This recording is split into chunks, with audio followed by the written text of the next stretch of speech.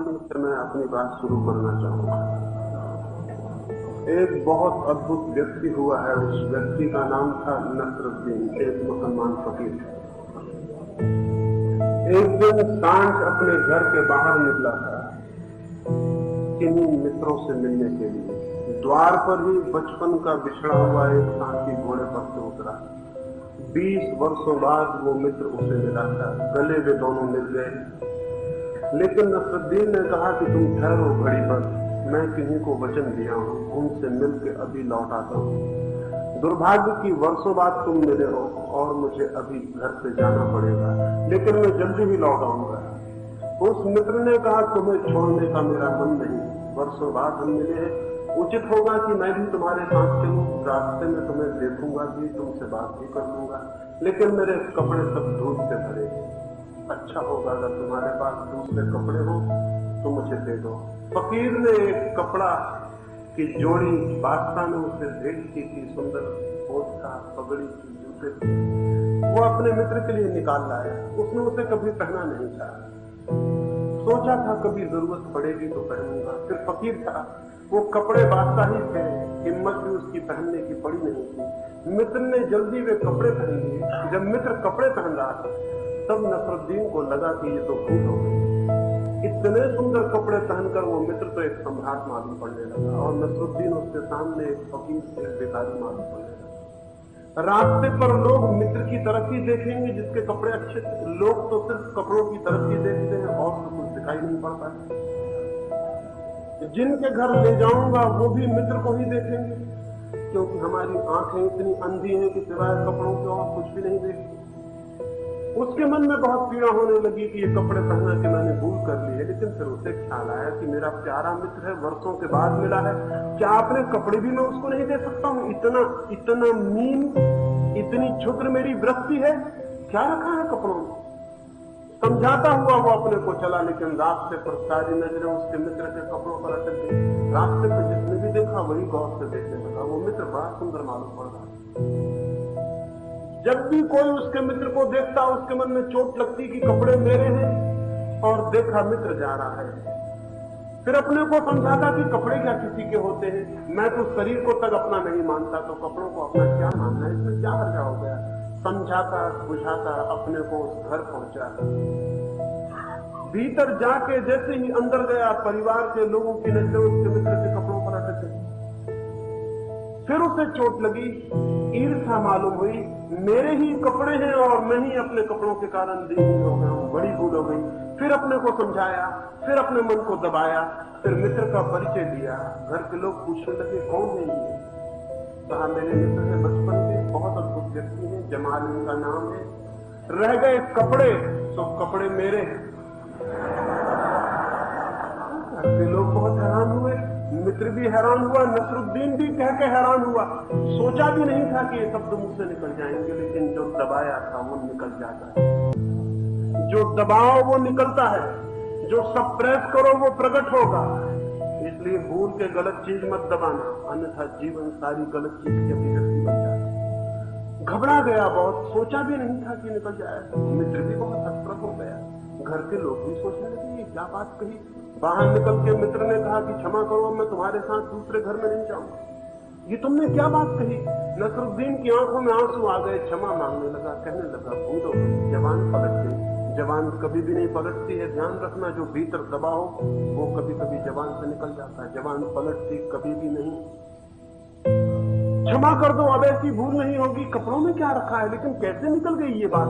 मैंने कभी सोचा भी नहीं था कि कपड़े किसके। सोचा यही था, आदमी वही नहीं कहता है जो भीतर सोचता रहता है, कहता कुछ और, सोचता कुछ और। कहने लगा, मैंने तो सोचा भी नहीं, कपड़े का तो मुझे ख्याल भी नहीं आया था, ये बात कैसे निकल गई? और घर से चलने और इस घर तक आने में सिवाय कपड़े के उसे और कुछ भी ख्याल नहीं आया। आदमी बहुत बेईमान है, जो उसके भीतर ख्याल आता है कभी कहता भी नहीं बाहर की ये ख्याल आते हैं, और जो बाहर बताता है वो भीतर बिल्कुल नहीं होता। आदमी सरासर झूठ है। मित्र ने कहा, मैं चलता हूं तुम्हारे पास, लेकिन अभी कपड़ों की बात। नसरुद्दीन ने कहा, कपड़े तुम्हारे ही हो गए, तुमने पहने, अब मैं इन्हें लूंगा भी नहीं। कपड़ों में क्या रखा है? कह तो वो रहा था कि कपड़ों में क्या रखा है, लेकिन दिखाई पड़ रहा था कि कपड़ों में सब कुछ रखा है। कपड़े बहुत सुंदर, वो मित्र बहुत अद्भुत मालूम पड़ा। चले रास्ते पर नसरुद्दीन फिर अपने को समझाने लगा कि कपड़े दे ही दूंगा मित्र को, लेकिन जितना सोचता था उतना ही मन होता था, एक बार भी पहने नहीं, एक बार भी आंखें इन कपड़ों की लोगों की रुकी नहीं। कैसे दे दूंगा, लेकिन अपने को समझाया कि भूल हो गई, क्षमा में दे देना चाहिए। और अब कभी ये ख्याल भी नहीं लाऊंगा अपने मन में कि ये कपड़े मेरे हैं। दूसरे घर में पहुंचा, संभल के, संयमी आदमी हमेशा खतरनाक होता है, क्योंकि संयम का मतलब होता है कि उसने कुछ भीतर दबा रखा है। सच्चा आदमी संयमी नहीं होता, सच्चा आदमी सिर्फ सच्चा होता है, उसके भीतर कुछ भी दबा नहीं होता। संयमी आदमी हमेशा झूठा होता है, जो ऊपर से दिखाई पड़ता है उससे ठीक उल्टा उसके भीतर दबा हो, उसी को दबाने की कोशिश में वो संयमी हो गया हो। संयमी के भीतर हमेशा बारूद है, जिसमें कभी भी आग लग जाए तो बहुत खतरनाक है। और 24 घंटे दबाना पड़ता है जो दबाया है उसे, एक क्षण को भी फुर्सत दी, छुट्टी दी कि वो निकल के बाहर आ जाए। इसलिए संयमी आदमी को हॉलीडे कभी भी नहीं होता। 24 घंटे जब तक जागता है, हाँ नींद में बड़ी गड़बड़ हो जाए, सपने में सब हो जाता है, वो जिसको दबाया है वो नींद में प्रकट होने लगता है, क्योंकि नींद में संयम नहीं चलता। इसलिए संयमी आदमी नींद से डरते हैं, इसका पता है। संयमी आदमी कहते हैं कम सोना, उसका और कोई कारण नहीं है। नींद तो परमात्मा का अद्भुत आशीर्वाद है, लेकिन संयमी डरता है, क्योंकि जो दबाया है वो नींद में धक्के मारता है, सपने बन के आता है।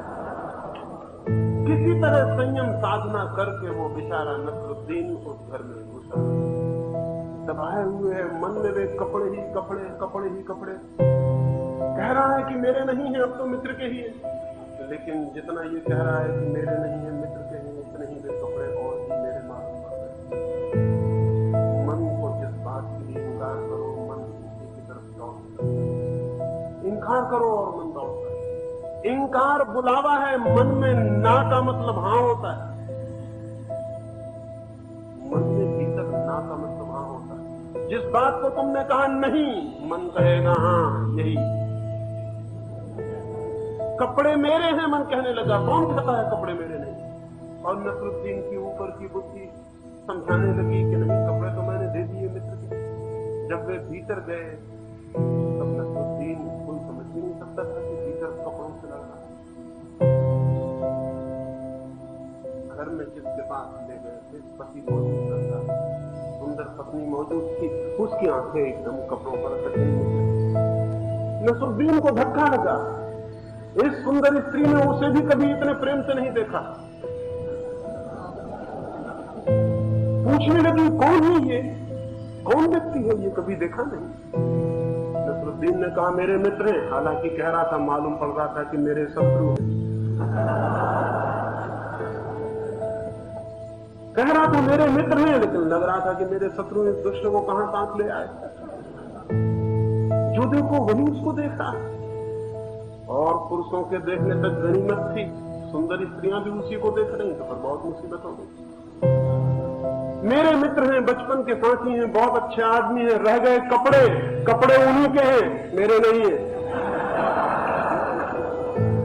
लेकिन कपड़े अगर उन्हीं के हैं तो कहने की जरूरत क्या। कह गया, तब पता चला कि फिर भूल हो गई। भूल का नियम है, भूल अतियों पर होती है, एक्सट्रीम पर होती है। एक एक्सट्रीम से बचो, दूसरे एक्सट्रीम पर हो जाए। भूल का नियम है, घड़ी के पेंडुलम की तरह चलती है भूल। इस कोने से फिर ठीक दूसरे कोने पर जाती है, बीच में नहीं रुकती भूल। भोग से जाएगी तो एकदम त्याग पे चली जाएगी। एक बेवकूफी छोटी, दूसरी बेवकूफी पे पहुंच जाएगी। भोजन, ज्यादा भोजन से बचेगी उपवास, वो ज्यादा भोजन से भी बदतर, क्योंकि ज्यादा भोजन भी आदमी दिन में 2-1 बार कर सकता है, लेकिन उपवास करने वाला आदमी दिन भर मन ही मन में भोजन करता है, करना पड़ता है, तो 24 घंटे भोजन करना पड़ता है।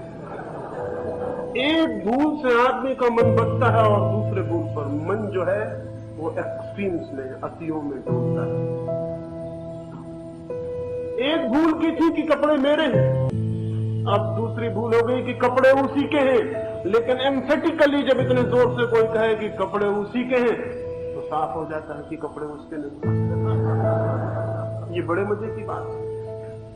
जोर से हमें वही बात कहनी पड़ती जो सच्ची नहीं होती। अगर तुम कहो कि मैं बहुत बहादुर आदमी हूं तो समझ लेना कि तुम पक्के नंबर 1 के कायर हो। अभी हिंदुस्तान पे चीन का हमला हुआ, सारे हिंदुस्तान में कवि पैदा हो गए जैसे बरसात में मेढक पैदा होते, और वो सब कहने लगे कि हम सोए हुए शेर हैं, हमको मत छोड़ो। कभी सोए शेर ने कविता की हमको मत छोड़ो। उन्होंने कभी सोए शेर को छेड़ दो फिर वो कविता करेगा, फिर पता चल जाएगा कि छेड़ने का क्या मतलब होता है। लेकिन हमारा पूरा मुल्क कहने लगा हम सोए शेर, हम ऐसा कर देंगे, हम वैसा कर देंगे, और चीन लाखों मील जमीन दबा के बैठ गया। सोए शेर सो गए, फिर से कविता वगैरह बन गई। ये शेर मेर होने का ख्याल शेरों को पैदा नहीं होता, ये कायरों को पैदा होता है। शेर शेर होता है, चिल्ला मिल्ला के कहने की जरूरत नहीं होती। वो जितने जोर से हम कहते हैं उससे उल्टा हमारे भीतर होता है। इसलिए जोर से कुछ कहते वक्त जरा संभल के कहना। अगर किसी से कहो कि मैं तुम्हें बहुत प्रेम करता हूं तो संदिग्ध है वो प्रेम। प्रेम कहीं बहुत किया जाता है, बस किया जाता है या नहीं किया जाता। लेकिन आदमी का मन पूरे वक्त नासमझियों के चक्कर में घूमता है। कह दिया नसरुद्दीन ने कि कपड़े कपड़े इन्हीं के हैं। कोई स्त्री भी हैरान हुई, मित्र भी हैरान हुआ कि फिर वही बात। बाहर निकल के उसकी मतलब कहा क्षमा करो, अब मैं लौट जाता हूं, गलती हो गई तुम्हारे साथ आज। क्या तुम्हें कपड़े ही कपड़े दिखाई पड़ रहे हैं? नसरुद्दीन ने कहा मैं भी नहीं समझता, आज तक जिंदगी में कपड़े मुझे दिखाई नहीं पड़े। ये पहला ही मौका है, क्या हो गया है मुझे, मेरे दिमाग में क्या गड़बड़ हो गई। लेकिन पहली भूल हो गई थी, उससे उल्टी भूल हो गई। अब कपड़ों की बात ही नहीं करूंगा, बस एक मित्र के घर और मिलने चलना है, फिर हम वापस लौट चलेंगे। और एक मौका मुझे और तो नहीं तो जिंदगी भर के लिए अपराध मन में रहेगा कि मैंने मित्र के साथ कैसा व्यवहार किया। मित्र साथ जाने को राजी हो गया। सोचा अब और क्या करेगा, भूल बात खत्म हो गई है, दो बातें हो सकती थी, दोनों हो गई हैं। लेकिन भूल करने वाले बड़े इन्वेंटिव होते हैं, नई भूलें ईजाद कर लेते जिनकी आपको पता भी ना हो।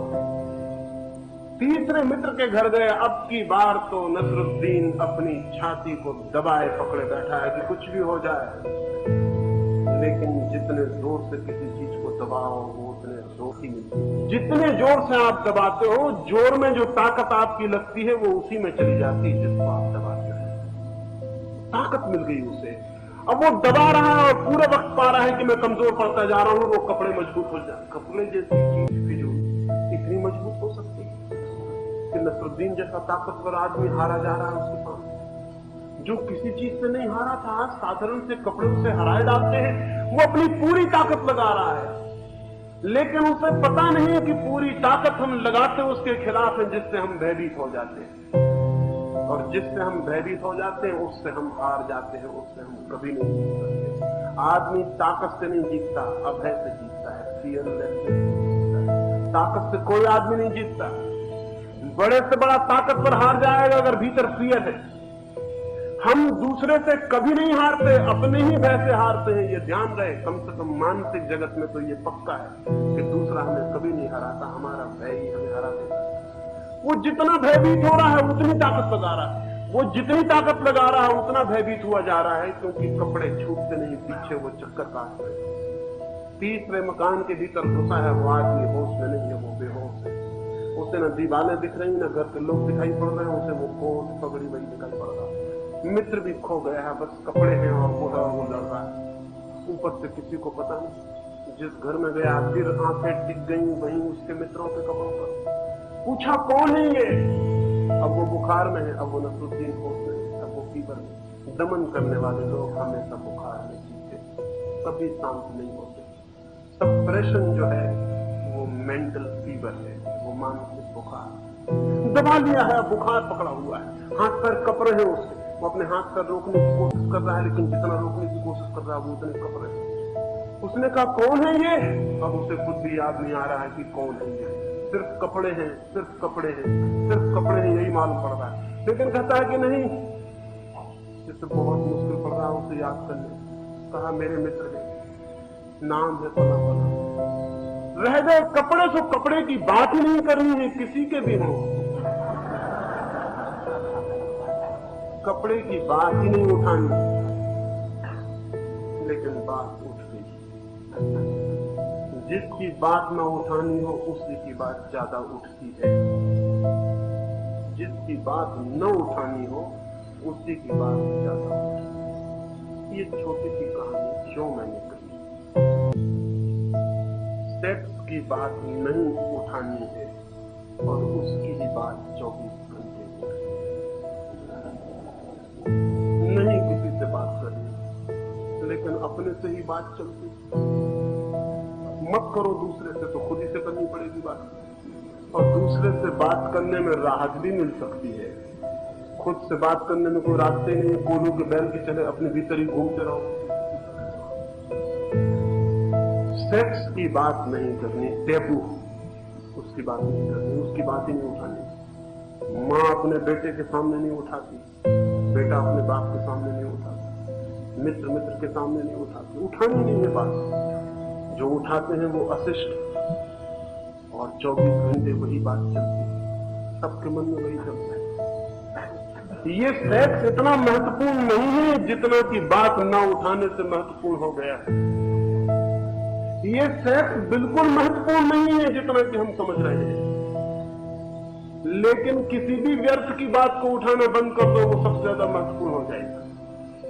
इस दरवाजे पे एक तख्ती लगा दो, यहां झांकना मना और यहां झांकना बड़ा महत्वपूर्ण हो जाएगा।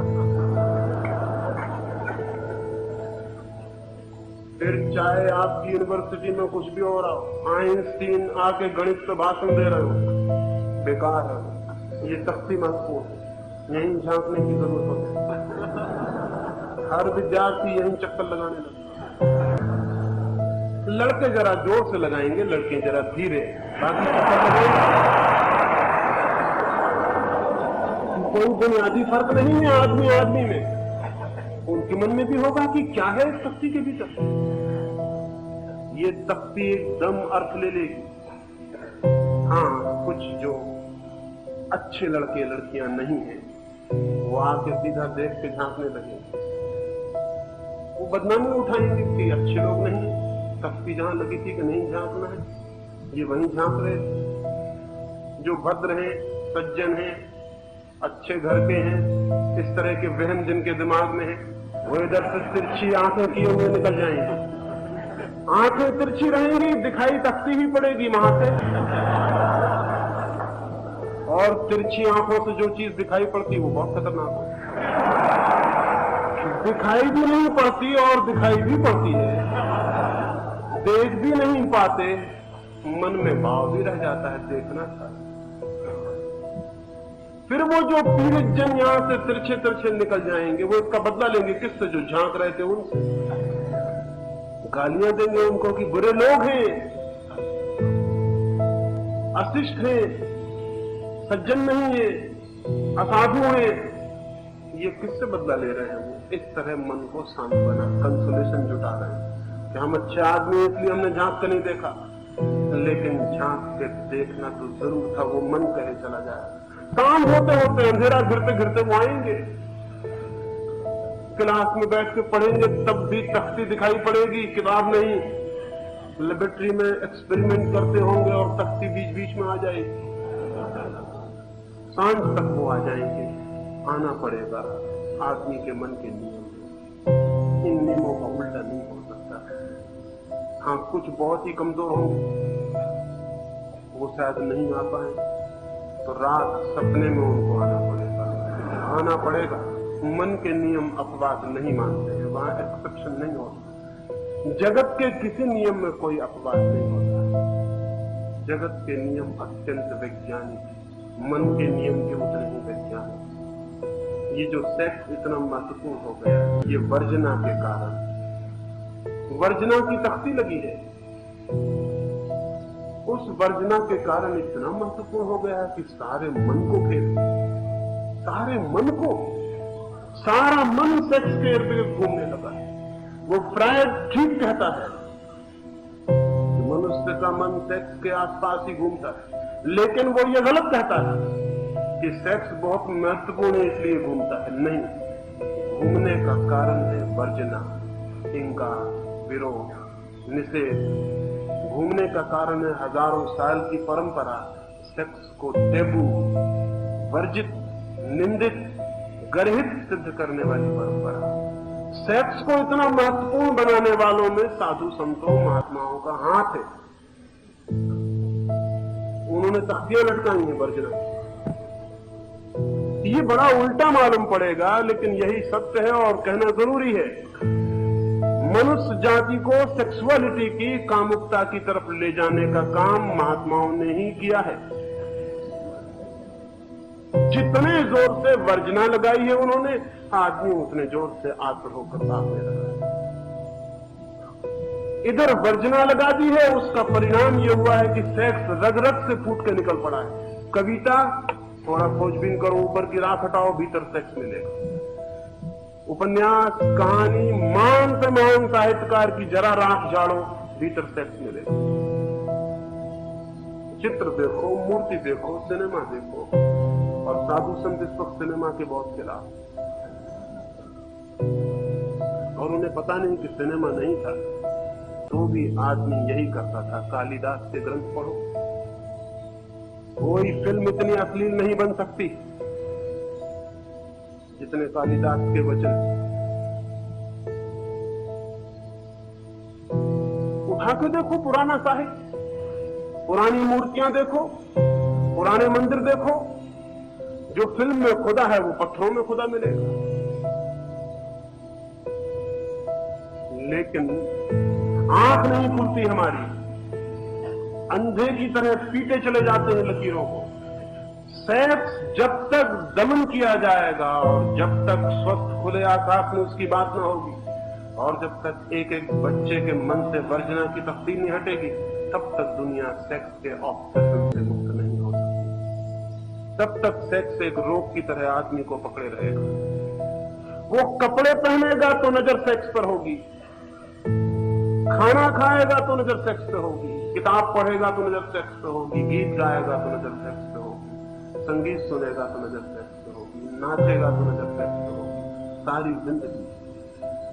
अनतोले फ्रांस मर रहा है, मरते वक्त एक मित्र उसके पास गया और अनतोले जैसे अद्भुत साहित्यकार से उसने पूछा कि तुमसे मरते वक्त मैं ये पूछता हूं अनतोले, जिंदगी में सबसे महत्वपूर्ण क्या है? अनतोले ने कहा जरा पास आ जाओ, कान में ही बता सकता हूं। वो आसपास और लोग भी बैठे। मित्र पास आ गया, उसने सोचा कि अनतोले जैसा आदमी जो मकानों की चोटियों पर चढ़ के चिल्लाने का आदी है, जो उसे ठीक लगे कहता है, वो भी आज मरते वक्त इतना कमजोर हो गया कि जीवन की सबसे महत्वपूर्ण बात बताने को कहता है पास आ जाओ, कान में कहूंगा, सुनो धीरे से कान में।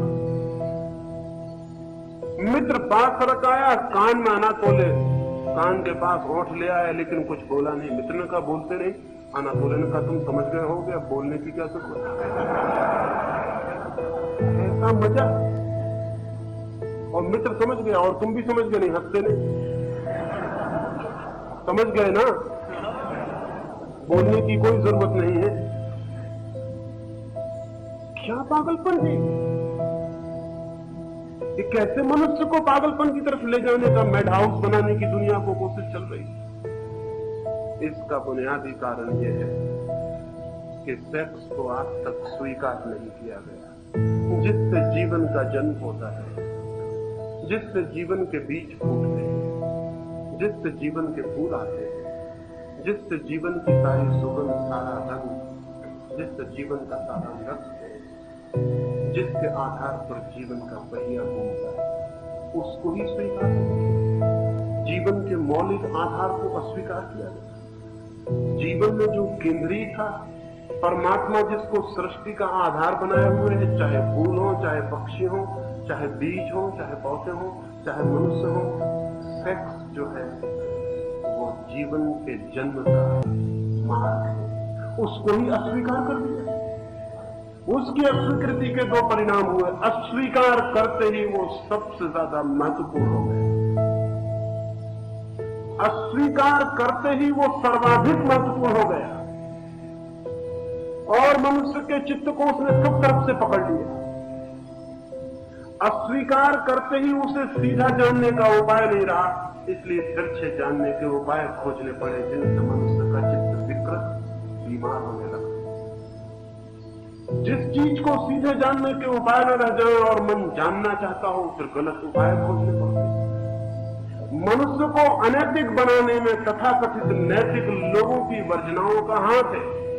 जिन लोगों ने आदमी को नैतिक बनाने की चेष्टा की है, दमन के द्वारा, वर्जना के द्वारा, उन लोगों ने सारी मनुष्य जाति को इमोरल, अनैतिक बनाकर छोड़ दिया।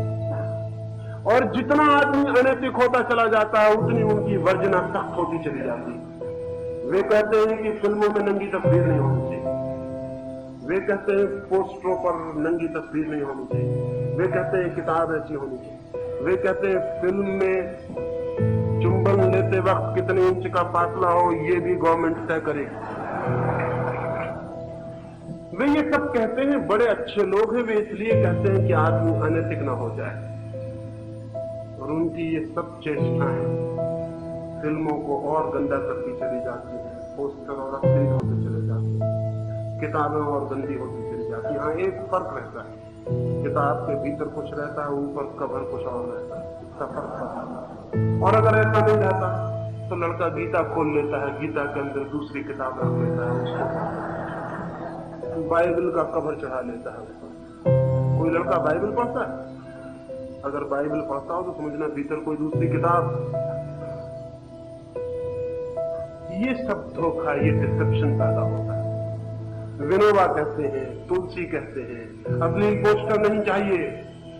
गांधी जी तो ये कहते थे कि खजुराहो और कोणार्क के मंदिरों पर मिट्टी पोतकर उनकी प्रतिमाओं को ढांक देना चाहिए, आदमी उनको देख के गंदा ना हो जाए। और बड़े मजे की बात यह है कि तुम ढांकते चले जाओ इनको, हजारों साल से ढांक रहे हो, इससे आदमी गंदगी से मुक्त नहीं होता, गंदगी बढ़ती चली जाती है। मैं ये पूछना चाहता हूं, तस्वीर लगी है नंगी दीवार पर, अश्लील पोस्टर लगा है, अश्लील किताब छपती है, अश्लील किताब, अश्लील सिनेमा के कारण आदमी कामुक होता है कि आदमी कामुक है इसलिए अश्लील तस्वीर बनती है और पोस्टर चिपकाए जाते हैं? कौन है बुनियादी? आदमी की मांग है अश्लील पोस्टर के लिए, इसलिए अश्लील पोस्टर लगता है और देखा जाता है। साधु सन्यासी भी देखते हैं उसको, लेकिन एक फर्क रहता है। आप उसको देखते हैं, आप अगर पकड़ लिए जाएंगे तो आप समझ जाएंगे आदमी गंदा है। अगर कोई साधु सन्यासी मिल जा रहा, आप उसको कहें आप क्यों देख रहे हैं, वो कहेगा हम निरीक्षण कर रहे हैं, स्टडी कर रहे हैं कि लोग किस तरह अनैतिकता से कैसे बचाए जाएं, इसलिए अध्ययन कर रहे हैं। इतना फर्क पड़ेगा, बाकी कोई फर्क नहीं पड़ेगा। बल्कि आप बिना देखे भी निकल जाएं, साधु सन्यासी बिना देखे कभी नहीं निकल सकता। उसकी वर्जना और भी ज्यादा है, उसका चित्त और भी वर्जित है। एक सन्यासी मेरे पास आए, वो 9 वर्ष के थे, तब दुष्टों ने उनको दीक्षा दे दी। 9 वर्ष के आदमी को दीक्षा देना कोई भले आदमी का काम होता है? 9 वर्ष के बच्चे को, बाप मर गए थे उनके, साधु सन्यासियों को मौका मिल गया उनको दीक्षा दी। अनाथ बच्चे, उनके साथ कोई भी दुर्व्यवहार किया जा सकता है, उनको दीक्षा देगी। वो आदमी 9 वर्ष की उम्र से बेचारा सन्यासी, अब उनकी उम्र कोई 50 साल। वो मेरे पास रुके थे, मेरी बातें सुनकर उनकी हिम्मत बढ़ी कि मुझसे सच्ची बातें कही जा सकती। इस मुल्क में सच्ची बातें किसी से नहीं कही जा सकती, सच्ची बातें कहनी मत, नहीं तो फंस जाओ। उन्होंने एक रात मुझसे कहा कि मैं बहुत परेशान हूं, सिनेमा और टाकीज के पास से निकलता हूं तो मुझे लगता है अंदर पता नहीं क्या होता होगा, इतने लोग अंदर जाते, इतना क्यों लगाए खड़े रहते, जरूर कुछ ना कुछ बात होगी। हालांकि मंदिर में जब मैं बोलता हूं तो मैं कहता हूं कि सिनेमा जाने वाले नरक जाएंगे, लेकिन जिनको मैं कहता हूं नरक जाएंगे, वो नरक की धमकी से भी नहीं डरते और सिनेमा जाते हैं। तो जरूर कुछ बात होगी। 9 साल का बच्चा था तब वो साधु हो गया। 9 साल के पास उसकी बुद्धि अटकी रह गई, उससे आगे विकसित नहीं हुई, क्योंकि जीवन के अनुभव से तोड़ दिया गया। 9 साल के बच्चे के मन में जैसे भाव उठे कि सिनेमा के भीतर क्या हो रहा है, ऐसे उसके मन में उठता है, लेकिन किससे करें? तो मैंने उनसे कहा सिनेमा दिखला दें आपको। बोले कि अगर दिखला दें तो बड़ी कृपा हुई, झंझट छूट जाए। क्या है वहां? एक मित्र को मैंने बुलाया कि इनको ले जाओ। वो मित्र बोले कि मैं झंझट में नहीं पड़ता, कोई देख ले कि मैं साधु को लाया तो मैं भी झंझट में पड़ जाऊं। अंग्रेजी फिल्म दिखाने ले जा सकता हूं इनको, क्योंकि वो मिलिट्री एरिया में, और उधर ये साधु वाधु मानने वाले इनके भक्त भी वहां नहीं होंगे, वहां मैं इनको ले जा सकता हूं। पर वो साधु अंग्रेजी नहीं जानते। कहने लगे कोई हर्जा नहीं, लेकिन देख तो लेंगे कि क्या मामला अंग्रेजी। ये चित्त है, और ये चित्त वहां गाली देगा मंदिर में बैठ के कि नरक जाओगे अगर असली पोस्टर देखोगे, फिल्म देखोगे। ये बदला ले रहा है। वो तिरछा देख के निकल गया आदमी, वो बदला ले रहा है जिन्होंने सीधा देखा उनको। लेकिन सीधे देखने वाले मुक्त भी हो सकते हैं, तिरछे देखने वाले मुक्त नहीं हो सकते। अश्लील पोस्टर इसलिए लग रहे हैं, अश्लील किताबें इसलिए पढ़ी जा रही हैं, लड़के अश्लील गालियां इसलिए बक रहे हैं, अश्लील कपड़े इसलिए पहने जा रहे हैं कि तुमने जो मौलिक था उसको अस्वीकार किया है। उसकी अस्वीकृति के परिणाम स्वरूप भी ये सब गलत रास्ते खोजे जा रहे हैं। जिस दिन दुनिया में सेक्स स्वीकृत होगा, जैसे कि भोजन स्वीकृत है, स्नान स्वीकृत है, उस दिन दुनिया में अश्लील पोस्टर नहीं लगेंगे, अश्लील कविताएं नहीं होंगी, अश्लील मंदिर नहीं बनेंगे, क्योंकि जैसे वो स्वीकृत हो जाएगा अश्लील पोस्टरों को बनाने की कोई जरूरत नहीं रह जाएगी। अगर किसी समाज में भोजन वर्जित कर दिया जाए कि भोजन छिप के खाना, कोई देख न ले, अगर किसी समाज में ये हो कि भोजन करना पाप है, तो भोजन के पोस्टर सड़कों पर लगने लगेंगे फौरन, क्योंकि आदमी सब पोस्टरों से भी तृप्ति पाने की कोशिश करेगा। पोस्टरों से तृप्ति तभी पाई जाती है जब जिंदगी तृप्त देनी बंद कर देती है और जिंदगी के द्वार बंद होते हैं। ये जो जितनी अश्लीलता और कामुकता और जितनी सेक्सुअलिटी है, ये सारी की सारी वर्जना का अंतिम परिणाम है।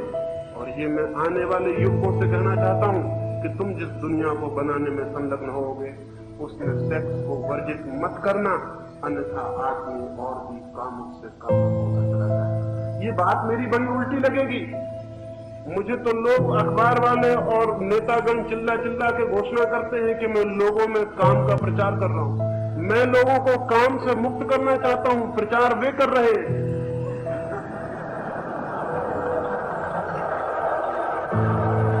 लेकिन उनका प्रचार दिखाई नहीं पड़ता, उनका प्रचार दिखाई नहीं पड़ता, क्योंकि हजारों साल की परंपरा से उनकी बातें सुन सुन के हम अंधे और बहरे हो गए।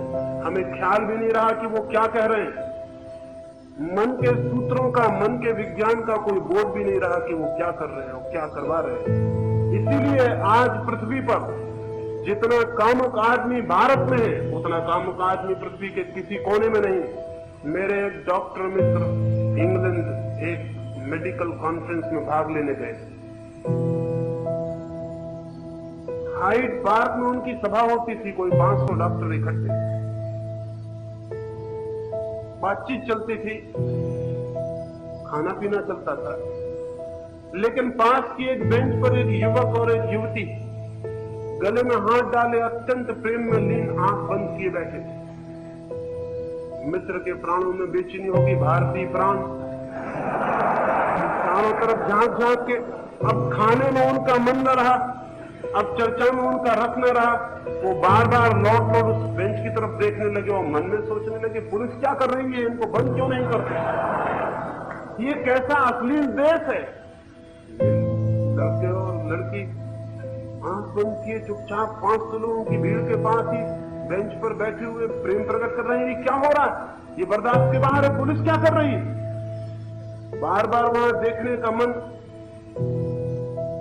पड़ोस के डॉक्टर ने, एक ऑस्ट्रेलियन डॉक्टर ने उनको हाथ से इशारा किया और कहा वहां बार बार मत देखिए, नहीं पुलिस वाला आपको आके उठा के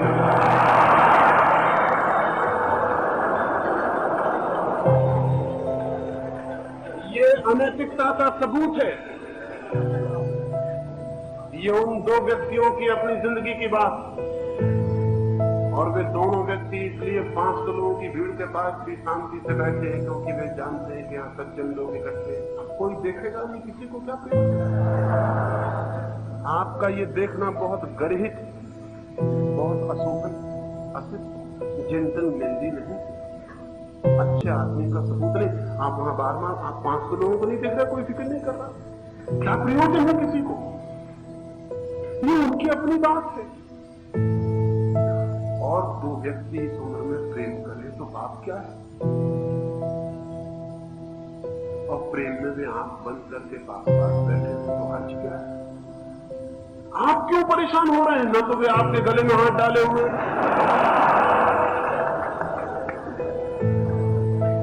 वो मित्र मुझसे लौट के कहने लगे कि मैं इतना घबरा गया कि ये कैसे लोग,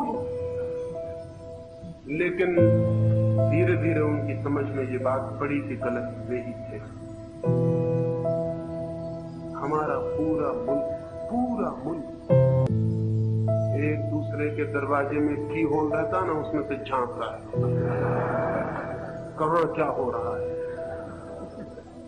कौन क्या कर रहा है, कौन कहां जा रहा है, कौन किसके साथ है, कौन किसके गले में हाथ डाले, कौन किसका हाथ ले लिए। क्या बदतमीजी है, कैसी संस्कारहीनता है, ये सब क्या है, ये क्यों हो रहा है। ये हो रहा है भीतर वो जिसको दबाया है वो सब तरफ दिखाई पड़ रहा है, वही दिखाई पड़ रहा है। विद्यार्थियों से मैं कहना चाहता हूं, तुम्हारे माँ बाप, तुम्हारे पुरखे, तुम्हारी हजारों साल की पीढ़ियां सेक्स से भयभीत रही हैं, तुम भयभीत मत रहना। तुम समझने की कोशिश करना उसे, तुम पहचानने की कोशिश करना, तुम बात करना, तुम सेक्स के संबंध में जो आधुनिकतम नई से नई खोज हुई है उसको पढ़ना, चर्चा करना और समझने की कोशिश करना क्या है सेक्स, क्या है सेक्स का मैकेनिज्म, उसका यंत्र क्या है उसकी आकांक्षा, क्या है प्यास, क्या है प्राणों के भीतर छिपा हुआ राज, इसको समझना, इसके सारे की सारी वैज्ञानिकता को पहचानना, इससे भागना मत, एस्केप मत करना, आंख बंद मत करना, और तुम हैरान हो जाओगे। तुम जितना समझोगे तुम उतने ही मुक्त हो जाओगे, तुम जितना समझोगे तुम उतने ही स्वस्थ हो जाओगे।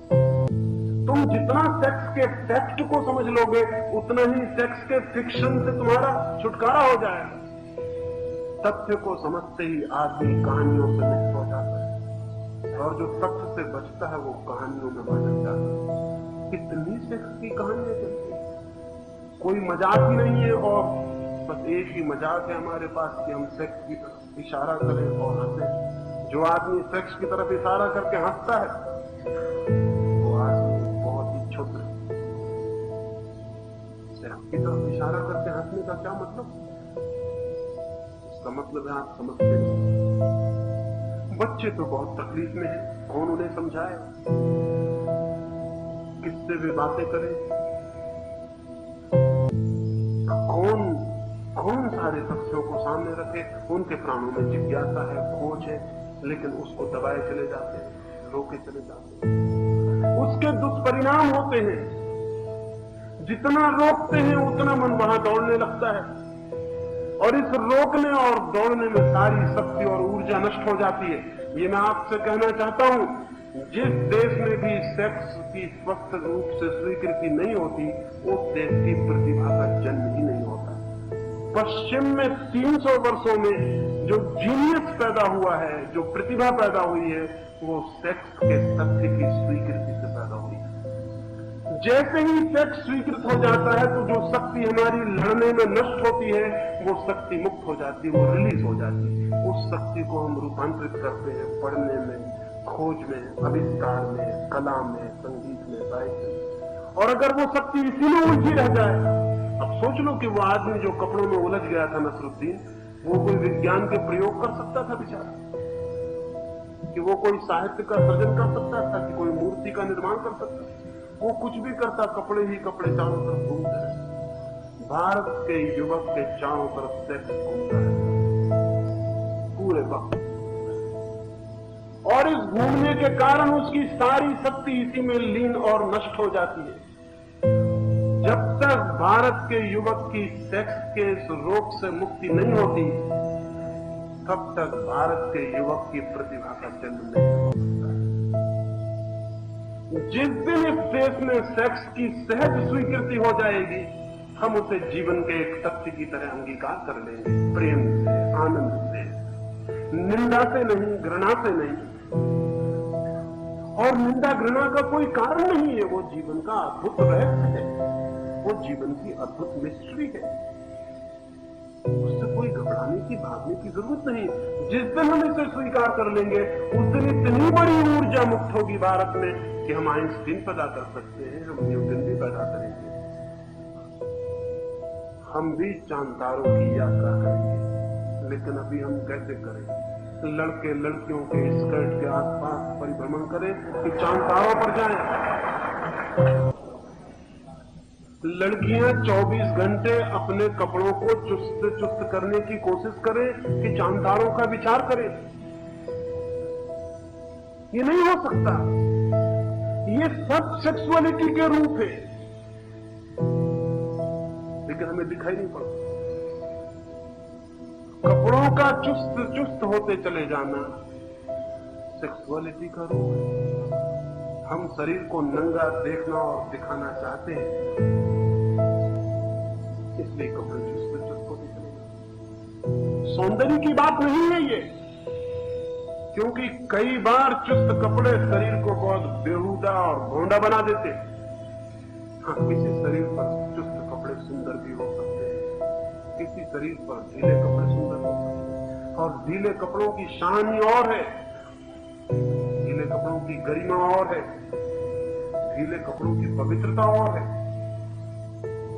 लेकिन वो हमारे ख्याल में नहीं आएगा। हम समझेंगे ये फैशन है, हम समझेंगे कि ये कला है, अभिरुचि है, टेस्ट नहीं है, अभिरुचि भी नहीं है। वो जो हम जिसको छिपा रहे हैं भीतर, वो दूसरे रास्तों से प्रकट होने की कोशिश कर रहा है। लड़के लड़कियों का चक्कर काट रहे हैं, लड़के लड़कियों का चक्कर काट रहे हैं, तो चांद तारों का चक्कर कौन काटेगा, कौन जाएगा वहां? और प्रोफेसर वो बेचारे दोनों एक दूसरे का चक्कर न काटे, सो बीच में पहरेदार बनेंगे। वो कुछ औरों के पास काम नहीं है। जीवन के और किसी सत्यों की खोज में उन्हें बच्चों को नहीं लगाना है। बस ये सेक्स से बच जाए, इतना ही काम कर दे तो कृतार्थता हो जाती है, परिणाम पूरा हो जाता है। ये सब कैसा रोग, एक कैसा डिसीज्ड माइंड है हमारा। नहीं, ये हम सेक्स के तथ्य की स्वीकृति के बिना इस रोग से मुक्त नहीं हो सकते। ये महारोग। इस पूरी चर्चा में मैंने ये कहने की कोशिश की है, मनुष्य को क्षुद्रताओं से ऊपर उठना, जीवन के साधारण तथ्यों से जीवन के बहुत ऊंचे तथ्यों की खोज करनी है। सेक्स ही सब कुछ नहीं है, परमात्मा भी है इस दुनिया में, लेकिन उसकी खोज कौन करेगा? सेक्स ही सब कुछ नहीं है, इस दुनिया में सत्य भी है, उसकी कौन खोज करेगा? यहीं जमीन से हटके हम रह जाएंगे तो आकाश की खोज कौन करेगा? पृथ्वी के कंकड़ पत्थरों को हम खोजते रहेंगे तो चांद तारों की तरफ आंखें कौन उठाएगा? पता भी नहीं होगा उनको जिन्होंने पृथ्वी की तरफ आंख लगा के जिंदगी गुजार दी, उन्हें पता भी नहीं चलेगा कि आकाश में तारे, आकाश गंगा भी है, रात के सन्नाटे में मौन सन्नाटा भी है आकाश का। वो बेचारे कंकड़ पत्थर बीनने वाले लोग, उन्हें कैसे पता चलेगा कि और आकाश भी है? और अगर कभी कोई उनसे कहेगा कि आकाश भी है जहां चमकते हुए तारे हैं, वो कहेंगे सब झूठी बातचीत, सब कल्पना है, पत्थर ही पत्थर है। कभी रंगीन पत्थर भी होते, कभी गैर रंगीन पत्थर भी होते। नहीं, पृथ्वी से मुक्त होना है कि आकाश दिखाई पड़ सके, शरीर से मुक्त होना है कि आत्मा दिखाई पड़ सके, और सेक्स से मुक्त होना है ताकि समाधि तक लेकिन उस तक हम नहीं पहुंच सकेंगे अगर हम सेक्स में बंधे रह जाते हैं। और सेक्स से हम बंध गए हैं क्योंकि हम सेक्स से लड़ रहे हैं। लड़ाई बांध देती है, समझ को अंडरस्टैंडिंग चाहिए। समझो, सेक्स के पूरे रहस्य को समझो, बात करो, विचार करो, मुल्क में हवा पैदा करो कि हम इसे छिपाएंगे नहीं, समझेंगे। अपने पिता से बात करो, अपनी मां से बात करो, वो बहुत घबराएंगे। अपने प्रोफेसर से बात करो, अपने कुलपति को पकड़ो और कहो कि हमें समझाओ, जिंदगी के सवाल हैं ये। वो भागेंगे क्योंकि वो डरे हुए लोग हैं, डरी हुई पीढ़ी से आए हैं। उनको पता भी नहीं कि जिंदगी बदल गई है, अब डर से काम नहीं चलेगा। जिंदगी का एनकाउंटर चाहिए, मुकाबला चाहिए। जिंदगी को लड़ने और समझने की तैयारी करो। मित्रों का सहयोग लो, शिक्षकों का सहयोग लो, माँ बाप का सहयोग लो। वो माँ गलत है जो अपनी बेटी को और अपने बेटे को वो सारे राज नहीं बता जाती जो उसने जाने, क्योंकि उसके बताने से बेटे और उसकी बेटियां भूलों से बच सकेंगी। उसके न बताने से उनसे भी उन्हीं भूलों की दौड़ने की संभावना है जो उसने खुद की होंगी। वो बाप गलत है जो अपने बेटे को अपनी प्रेम की और अपनी सेक्स की जिंदगी की सारी बातें नहीं बता देता, क्योंकि बता देने से बेटा उन भूलों से बच जाएगा जो उसने की है। शायद बेटा ज्यादा स्वस्थ हो सकेगा। लेकिन बाप इस तरह जिएगा कि बेटा को पता चले कि इसने कभी प्रेम ही नहीं किया।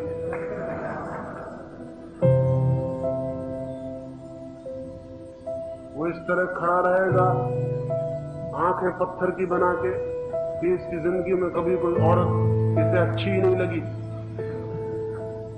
ये सब झूठ है, ये सरासर झूठ है। तुम्हारे बाप ने भी प्रेम किया है, उनके बाप ने भी प्रेम किया था। सब बाप प्रेम करते रहे हैं, लेकिन सब बाप धोखा देते रहे।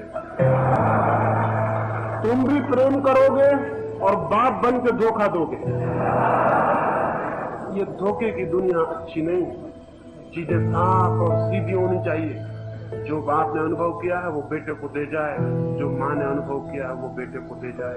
जो ईर्ष्याएं उसने अनुभव की हैं, जो प्रेम अनुभव किए हैं, जो गलतियां उसने की हैं, जिन गलत रास्तों पर वो भटकी है और भरमी है, उन सारी कथा को अपने बच्चों को जो नहीं दे जाते वो बच्चों का हित नहीं करते। शायद दुनिया ज्यादा साफ होगी। हम दूसरी चीजों के संबंध में साफ हो गए। अगर केमिस्ट्री के संबंध में कोई बात जाननी हो तो सब साफ है। फिजिक्स के संबंध में कोई बात जाननी हो सब साफ है। भूगोल के बाबत जाननी हो कि टिम्बकटू कहाँ है, कुस्तुन दुनिया कहाँ है, सब साफ है, नक्शा बना हुआ है। आदमी के बाबत कुछ भी साफ नहीं, कहीं कोई नक्शा नहीं। आदमी के बाबत सब झूठ है। इसलिए दुनिया सब तरह से विकसित हो रही, सिर्फ आदमी विकसित नहीं हो रहा। आदमी के संबंध में भी जिस दिन साइंटिफिक एटीट्यूड, चीजें साफ साफ देखने की हिम्मत हम जुटा लेंगे, उस दिन आदमी का भी विकास निश्चित। ये थोड़ी सी बातें मैंने कही, मेरी बातों को सोचना मान लेने की कोई जरूरत नहीं है। हो सकता है जो मैं कहूं बिल्कुल गलत हो। सोचना, समझना, कोशिश करना। हो सकता है कोई सत्य तुम्हें दिखाई पड़े, जो सत्य तुम्हें दिखाई पड़ जाएगा वो तुम्हारे जीवन में प्रकाश का दिया बन जाता है। मेरी बातों को इतने प्रेम और शांति से सुना, उससे बहुत अनुग्रहित हूं और अंत में तुम सबके भीतर बैठे परमात्मा को प्रणाम करता हूं। मेरे प्रणाम स्वीकार करो।